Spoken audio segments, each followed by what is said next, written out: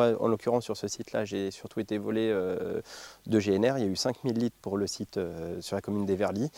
Et sur la commune de Chalmaison, j'ai un deuxième site, il y a eu 4000 litres de volets et puis du petit matériel. Ils nous ont observés, on a été surveillés et ils sont venus pas de façon aléatoire, hein. C'était pas opportun, c'était pensé en fait, c'était prémédité. Ce qu'on a observé sur les caméras de vidéosurveillance, c'est que c'était déjà une équipe, hein. C'était pas un ou deux individus, hein. C'était des groupes de 6 à 8 personnes.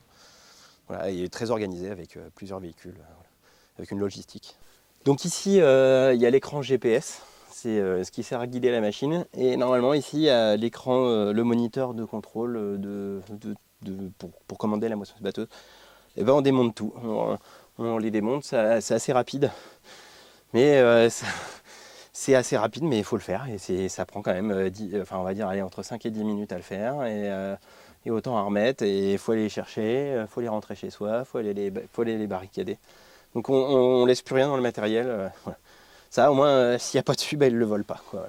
Et dès qu'il y a un petit peu d'absence, on démonte tout. Celui que je fais vraiment, j'ai un automoteur, et l'automoteur, c'est même pas, c'est même pas envisageable de le laisser une soirée dessus, quoi. Je démonte. Il suffit d'un soir. Il y a encore cette semaine eu un vol dans les exploitations, en pleine période de semis. Ils ont volé le boîtier du pulvé et celui du semoir. Donc même des boîtiers de pulvé et de semoir. Il n'y a pas que les tracteurs et Mosbat qui sont concernés.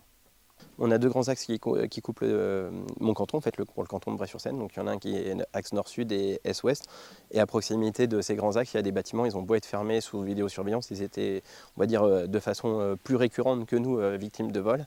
Et là, on a vu depuis 1 an et demi qu'en fait, ils s'étendent. On s'aperçoit aussi qu'ils ont une stratégie des fois de revoler un site qui a été volé quelques mois après. Parce qu'ils savent que on s'est rééquipé en matériel, on a accentué la vidéosurveillance, les alarmes.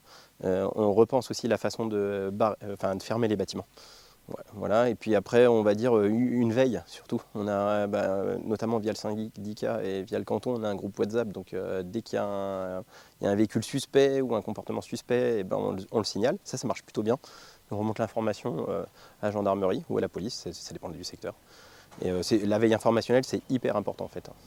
Nous, ça a vraiment un coût parce qu'en fait, on est obligé de se rééquiper. J'avais pas ces équipements-là pour du loisir. Hein. Je l'avais vraiment parce que j'en ai une utilité sur mon exploitation.